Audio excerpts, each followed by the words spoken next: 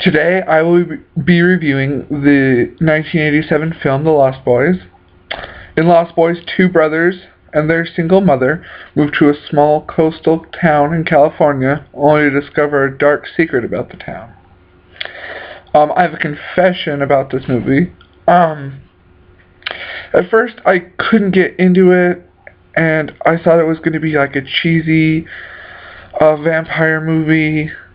And I thought the 15 minutes were, the first 15 minutes were too slow, in my opinion.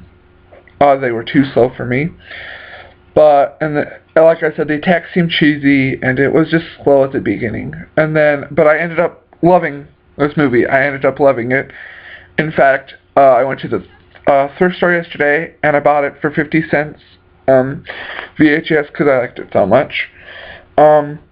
And I may be a little biased since it's Joel Schumacher's work, and I've loved most of his movies that he's done. So, yeah. The cast. Let's start with the cast. The cast, in my opinion, was the best cast possible for this kind of movie. I mean, you had all the popular people in the 80s, like the people that were in most of the 80s movies, and then you had the 80s child stars and stuff in them. So anyway, and it was good for the time period it was made. I mean, the cast was just great. It had Corey Haim, Corey Feldman, Kiefer Sutherland. I don't know if I'm pronouncing this right. Jamie Gertz, who plays Debbie Weaver on The Neighbors, which I hadn't noticed before, and then I freaked out when it was her, because I was like, oh my gosh, that's her. But anyway, so that was cool. Diane Wiest and Jason Patric. The acting was fantastic. I mean, it was funny, it was scary. The actors and actresses played their parts really good in this movie, and it was just well done.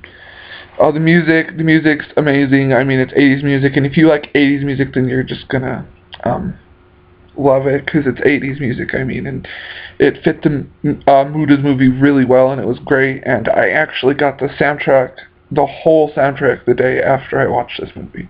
That's how much I loved the music in the movie.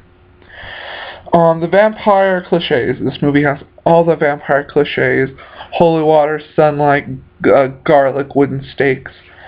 But the movie uses them well and not cheesy, and it's definitely different from most vampire movies I've seen and all the vampire cliches that are in it. So they did that really good they used those really good. It's funny at some parts and creepy. It just plays out great. It's a well-balanced mixture of both. So that's what I liked also about it. The storyline is superb, and it just flows together really good. I felt like the movie went by really fast, and I just didn't want it to end. It was really that good. Well, the conclusion, we're going to wrap up everything, or I'm going to wrap up everything, and just basically break it down for you.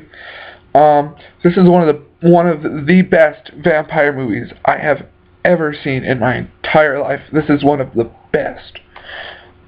It was done excellently. It is definitely on my list of favorite movies. I don't actually have a actual list, but this is my list. I have a list in my brain of movies that I enjoy, and that's on my list of favorites. So if you ask me for my list, I'm probably going to have to write them all down, because I probably have a lot. If you haven't seen Lost Boys, then go rent it. It's fantastic. You know what? If you hadn't seen it in the 80s and you wanted to see it now, then I'm pretty sure you could find it at a thrift store somewhere, Walmart, somewhere for cheap, and I'm pretty sure I can guarantee you're gonna like it, so I would most likely recommend buying this movie wherever you find it, for cheap, of course, not too expensive, but, yeah, I would definitely suggest owning this movie, because it's that good. So, thanks for watching, and make sure to check out The Lost Boys, and